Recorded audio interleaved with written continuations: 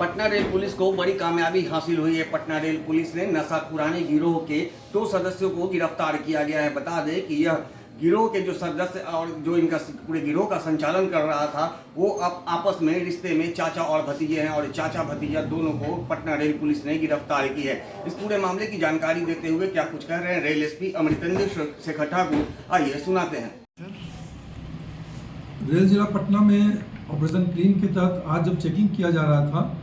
तो पटना जंक्शन के पश्चिमी छोर पर स्थित मीठापुर आरओबी के नीचे से 2 संदिग्ध व्यक्ति को पकड़ा गया। जब उनकी तलाशी ली गई तो उनके पास से 4 मोबाइल और 19 पीस WIT 1 mg टैबलेट, 4 आधार कार्ड, 3 पैकेट बिस्कुट और ये अनुमानित करीब इसकी कीमत 45,000 रुपये थे, ये बरामद हुए। जब इनसे पूछताछ की गई इन्होंने बताया कि मोबाइल चोरी का है और जब ये टैबलेट के बारे में पूछा गया तो इनके द्वारा बहुत ही रोचक तथ्य बताए गए कि ये घूम कर और ये दोनों व्यक्ति जो आपस में, एक महेश केवट है जो नालंदा के रहने वाले हैं और घनश्याम उर्फ सोनू केवट वो भी नालंदा के रहने वाले हैं, दोनों आपस में चाचा भतीजा हैं। और इन लोगों ने बताया कि ये इस टैबलेट का प्रयोग, बिस्किट का प्रयोग लोगों को नशा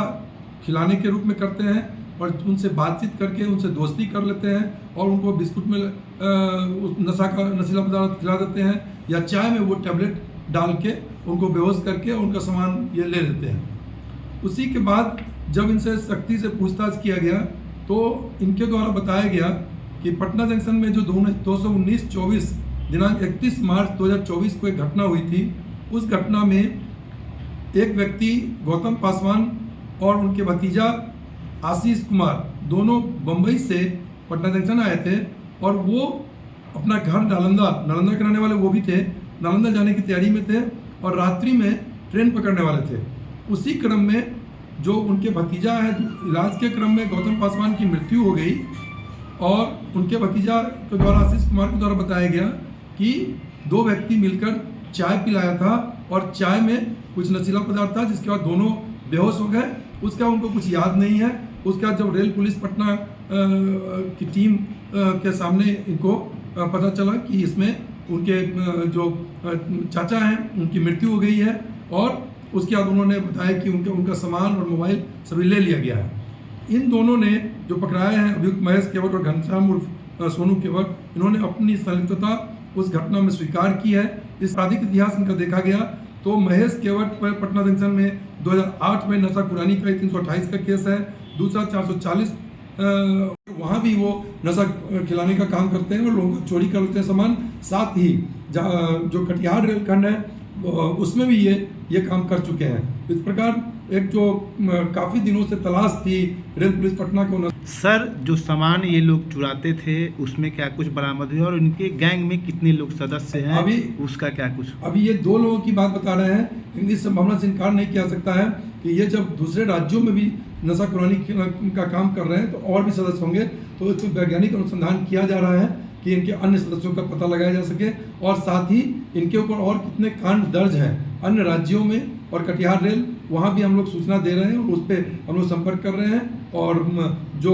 आशीष कुमार है उनसे भी पूछताछ की जा रही है और उसमें जो न्यायिक प्रक्रिया है उसके तहत इन पर कार्रवाई की जाएगी। सर, सबसे बड़ा सवाल ये है कि नशीली दवाएं पूरी तरीके से बैन है, वो दवा ये लोग कहाँ से लाते थे? ये जो बताएं जो प्राथमिक पूछताछ में ये धनबाद से ये दवाई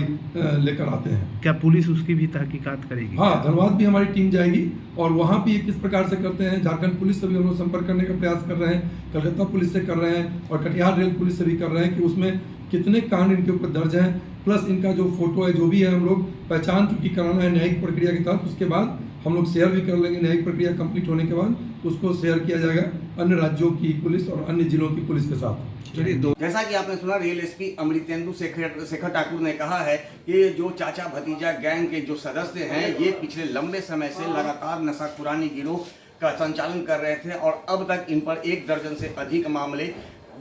पटना सहित अन्य राज्यों में भी दर्ज है। पटना रेल पुलिस को काफी लंबे समय से इसकी तलाश थी, लेकिन अभी तत्काल कुछ वर्षों से पटना रेल क्षेत्र अंतर्गत जो है नशाखुरानी गिरोह का जो ये संचालन था वो फिलहाल समाप्त हो चुका था, लेकिन पिछले महीने यानी मार्च में 31 तारीख को फिर एक व्यक्ति को नशा खिला करके लूटा गया था। इस मामले को पटना रेल पुलिस ने काफ़ी गंभीरता से ली और पूरे मामले की जांच करते हुए चाचा और भतीजा दोनों को गिरफ्तार किया है। अब देखना यह है कि जिस तरह से लंबे समय के बाद नशाखुरानी गिरोह के 2 सदस्य गिरफ्तार हुए हैं, रेल पुलिस अब आगे इसके खिलाफ क्या कुछ कार्रवाई करती है। दर्शन न्यूज के लिए ज्ञानेंद्र की रिपोर्ट।